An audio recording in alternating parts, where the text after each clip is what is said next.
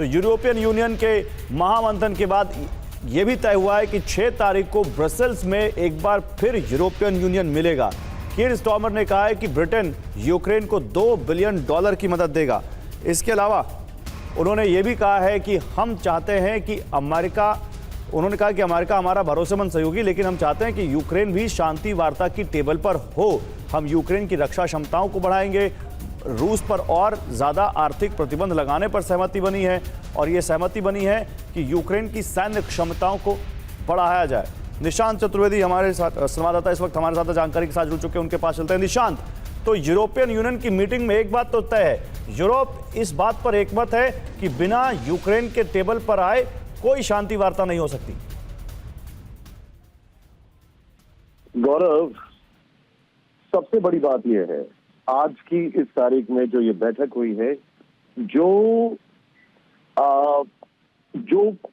Fault lines है America और Europe के बीच में, उनको नेविगेट करते हुए यूक्रेन का यूरोप ने साथ दे दिया है। ये सबको पता है कि डोनाल्ड ट्रंप ऑलरेडी WHO के खिलाफ एक्शन ले चुके हैं। Donald Trump already US aid के खिलाफ एक्शन ले चुके हैं। ये सारे कैरेक्टरिस्टिक्स ट्रेट्स जो है, ये जानने के बाद सबको पता है कि डोनाल्ड ट्रंप नेटो के ऊपर भी एक्शन ले सकते हैं। It's a tight rope walking. और सबसे बड़ी बात यह है, अगर ब्रिटेन, अब आप ये समझिए, ब्रिटेन के जो प्राइम मिनिस्टर आए, उन्होंने कैसे शो ऑफ करके ये कहा प्रेसिडेंट ट्रंप को कि आप हमारे सेकंड टाइम स्टेट गेस्ट बनने वाले हैं, जो कि एक रेयर ऑनर है। लेकिन उससे पहले जेलेंस्की की किंग चार्ल्स के साथ मुलाकात हो गई। तो they are setting the tone, they are showing him the place. अब आप इसको ऐसे समझिए, हमारे सारे दर्शकों को आज की जो बैठक हुई है, इसका बैकड्रॉप में थोड़ा सा आपको, गौरव, यू हैव टाइम, मैं आपको थोड़ा सा एक बैकड्रॉप समझा सकता हूँ? जी बिल्कुल। देखिए, अब आप इसको ऐसे समझिए, अंडरस्टैंड, जेलेंस्की ने जो मिसस्टेप्स लिए, ये उसको कवर अप करने की भी कोशिश है, अमेरिका को ये बताने की भी कोशिश है कि we need you but we can survive without you. और ये वो भी कोशिश है कि दिखाने की कि देखिए किस तरीके से we can elbow you out. अब यहाँ पर जो इंपॉर्टेंट बात है वो ये देखिए, अब आप फ्रांस के जो मैक्रोन हैं, जब वो आते हैं उनको बगल में बिठाया जाता है, राइट? यस। गौरव, एक सेकंड दीजिएगा मुझे, just give me a moment. हाँ, उनको बगल में बिठाया जाता है, मैक्रोन को। लेकिन जब ब्रिटेन के प्राइम मिनिस्टर आते हैं, as a matter of fact Britain के प्राइम मिनिस्टर को आप ऑब्जर्व करिए, वो उनको बोलते हैं दैट्स इनफ। सऊदी अरेबिया जब गल्फ के वो आते हैं, उनको बाकायदा ये भी कहा जाता है दे डिसएग्री विद ट्रंप, बट बाद में जाके वो दिखाते नहीं हैं पब्लिकली, लेकिन बाद में जाके वो ट्वीट कर देते हैं अबाउट दिस एग्रीमेंट। इंटरेस्टिंग बात क्या है? इंटरेस्टिंग बात यह है, जो गौरव हमें नहीं भूलना चाहिए, जेलेंस्की ने जो किया वो अनएक्सेप्टेबल था।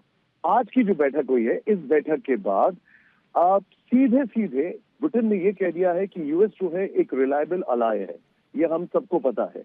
उन्होंने कहा है कि हम यूक्रेन में अपने ट्रूप्स भी भेजेंगे और उनके एयरप्लेन्स भी होंगे उसके आसमान में। इसका मतलब आप समझ रहे हैं? इसका मतलब यह है कि आने वाले समय में what we are looking at is that ये बहुत बड़ी बात नहीं होगी कि अगर ये फैसला भी ले लिया जाए that it becomes a no fly zone.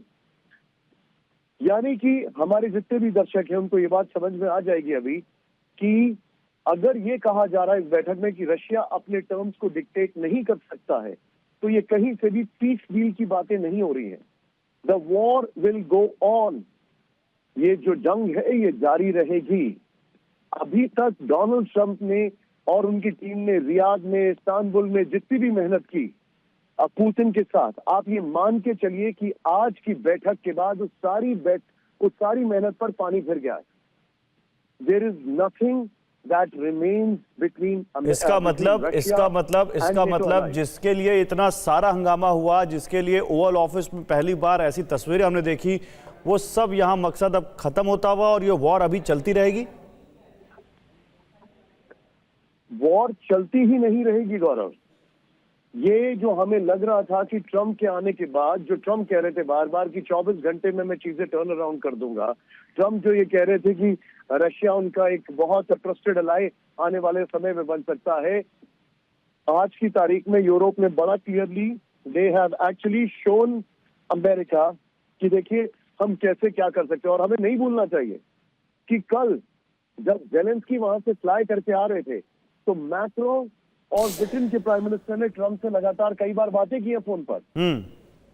इस बैठक से पहले ट्रंप और यूरोपियन लीडर्स में कई दौर की बातचीत हुई है। उस सब के बावजूद अगर वो लोग ये कह रहे हैं, आप देखिए एक लाइन क्या है, मैं आपको कोट करके बता रहा हूं। उनका ये कहना है कि नेगोशिएशंस जो हैं वो बेसिकली उनके देखरेख में होने चाहिए, यानी कि European union, British prime minister की Starmer sought to wrestle control of negotiations over Russia Ukraine war away from US।